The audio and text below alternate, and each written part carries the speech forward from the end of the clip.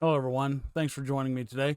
Gonna go over Ahsoka and tell you what I really thought of this last episode. Episode 3 of Ahsoka just dropped on Disney Plus. I watched it, and I'm here to tell you what I thought. First off, without any spoilers, I didn't like it. Didn't think it was a great episode. Very meh, very lackluster. Not at all impressed with it. All right, so let's just jump right into it, and I'll show you exactly what I'm talking about. I took a few notes. I'm just going to go over the notes. Otherwise, I'd be here forever going over this thing. So let's just start. And right off the top, I've got here, it started with the training, and I really liked the training they were doing. The training with the blades and all that, the wooden things, the wooden sticks, and the way Ahsoka was training her with Huyang, and that I didn't like the very Japanese-ish music. I didn't think it really belonged in Star Wars, but you know, who's to say it's not? Who's to say that there's not some sort of music like that in the Star Wars universe? But it just seemed it jumped out at me as being out of place. You really leaned into the Japanese influence in these scenes, which I get. I know Star Wars was influenced by Kurosawa and all that. Lucas was angling and making all his things resemble that and took that into account with the Hidden Fortress and all that. So, but I get that. But I think it's just a little too much here. Could have dialed it down a little bit. I did like this fighting with the shield down. Thought that was really well done. They did a good job with that. I like the circling and the tapping, and that was really cool. I like that. But anyway, let's get back. I like watching that. Then it was the Ahsoka title card. And so then we go to home one. And I'm not sure if that's Akbar up there at the top or not. It could be one of those. I don't know. What do you think? Akbar? So then it goes inside and it goes to them. Oh, yeah, I'm going to stick to my notes, or otherwise I'm going to be here forever and talk about these holograms and their wooden acting. So, yeah, cool training with the mask. Oh, yeah, home one scene, really cool. I like this scene. They did a good job of it. The wooden acting, but they're on a hologram, so it's kind of like when you're in a Zoom meeting, or you don't. You're not in person, so it's a little weird somehow, a little awkward sometimes. So who knows? Who knows? Still though, just felt weird, felt out of place, didn't seem right. Then they give us Jason here in a minute. When he comes around the corner. Wow, this is way out here. Yeah, there he is. Or nope, that was before then. There he is, right there. There's Jason and Chopper. Chopper is the best. Chopper is the best. We should get a Chopper show, just an animated Chopper show or a live action Chopper show would be awesome. Love Chopper. Keep him coming. All right, so then oh, yeah, that's right. The Sabine tries to move a cup. Now, I keep going back and forth. I know there's a big discussion going on about why is Sabine force sensitive? Why is she force sensitive now? Why is she training to be a Jedi if she's not force sensitive? Let's not train her. She's force sensitive. It's too late. Things like that. I've heard all the arguments. And I'm not against her being, force sensitive, which is okay. Makes me wonder why Ezra didn't sense it in her when he was training her with the Darksaber before. But then Ahsoka's training her. And I like that they're not having Sabine be the most powerful, bestest ever. And she can't even move objects. Which, if you remember, or well, I don't know, not everybody knows.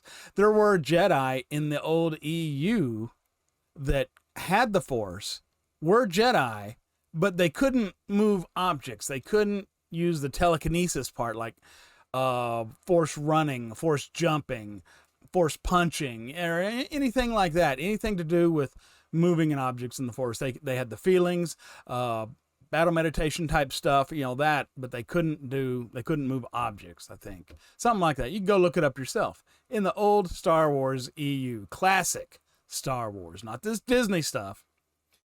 All right, so anyway, I do like that they made her not able to move a cup, and I hope they keep it that way. If I had my preferences, I hope they keep it that way to where she has very limited force abilities. She can sense the Force and she can maybe fight a little bit with it, but she can't move objects. I think that would be a good character trait. She's Mandalorian. She doesn't have to be all powerful in everything. Okay, so then my next thing on the list. Oh, they finally get to something moves the plot along, and they go to another planet. So yeah, so while they're jumping to another planet, their transmissions are being jammed, and they know that they're about to be ambushed.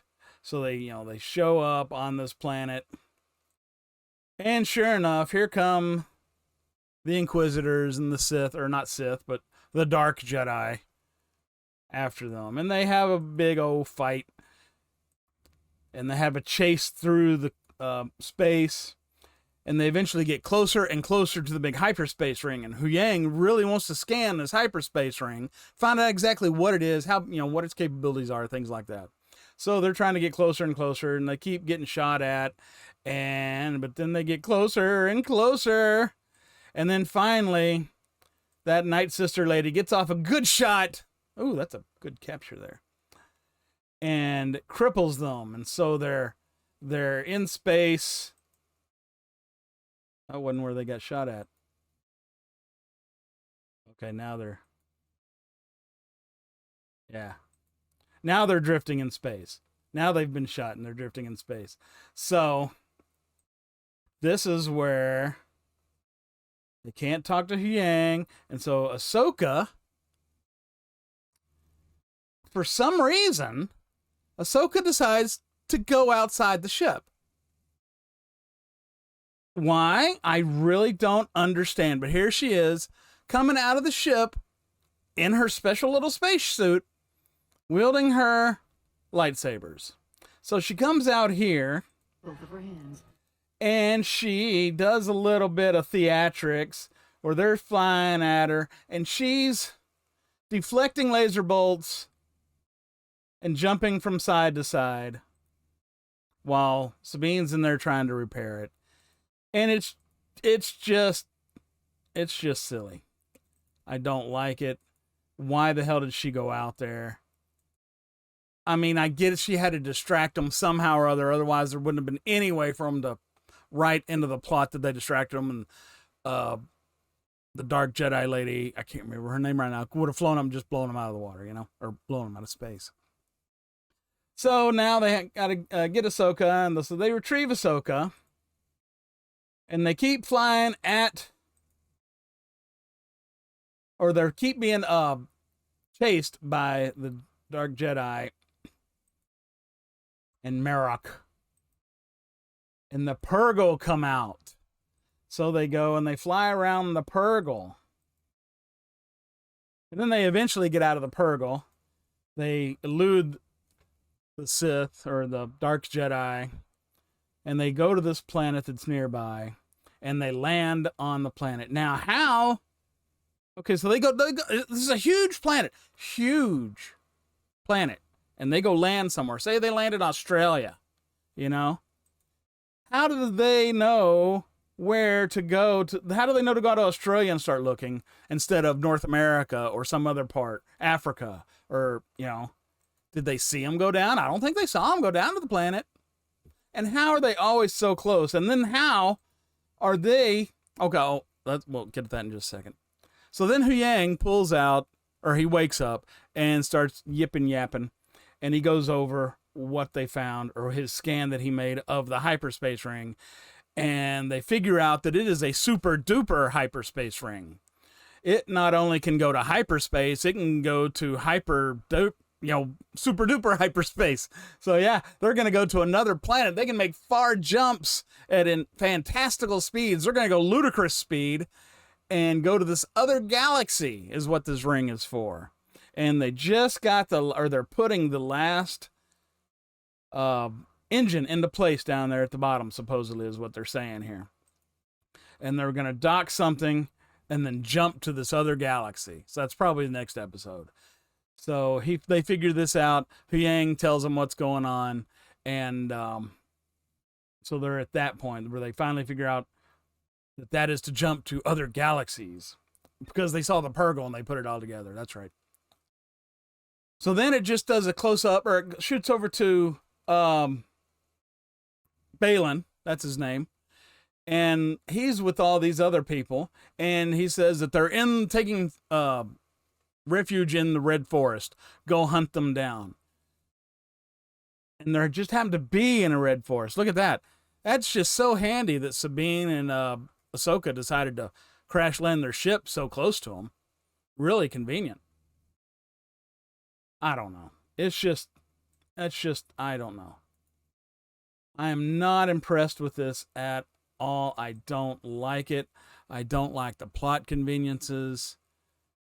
It's just poorly written, poorly acted. I don't like the sets. The music is very lackluster. I don't even notice the music half the time. I noticed it during that training scene. That was about it. Other than that, I don't know. I just don't hear it. I don't really notice any musical cues. Do you really notice music? I don't really hear it. But yeah, I really, really wish I liked this, but I just can't seem to like this series. I'm going to keep watching it because I'm going to hope it gets better, or at least, tells kind of an okay story. But either way, if it gets better, if it gets worse, it's not going to ruin my day one way or the other. I love Star Wars. I love Star Wars classic. George Lucas Star Wars will always be my mainstay. I can go back right now and watch the original trilogy and enjoy it just as much as I always did. Disney Star Wars takes nothing away from my love for the original classic Star Wars. So people telling me to go away and stop talking about it, screw off, all right? Anyway, I'm tired of talking about the bad things that I hated about this episode, or that I just wasn't satisfied with. I don't really hate anything about it. I'm just disappointed that at the track that they're taking with Star Wars. It could be told so much better. And just go watch some of the other content creators around here. They will point out things and give different aspects of plot points that could be brought up a little differently. And it's just awesome what the fans can think of that Disney just has no clue what to do. I could write better stuff, and I am not even that imaginative, But anyway, yeah, wow. Not impressed with Ahsoka so far. We'll keep watching just for the amusement factor. And, I love Star Wars. I want it to be good. It's not, but, let's keep our fingers crossed, all right? Tell me what you think down in the comments, all right? Click the like button, click the subscribe button, click that bell for notifications. I'm Ted here at Ted's Nerd World. Thank you for joining me. And until next time, you take care, all right? Thanks.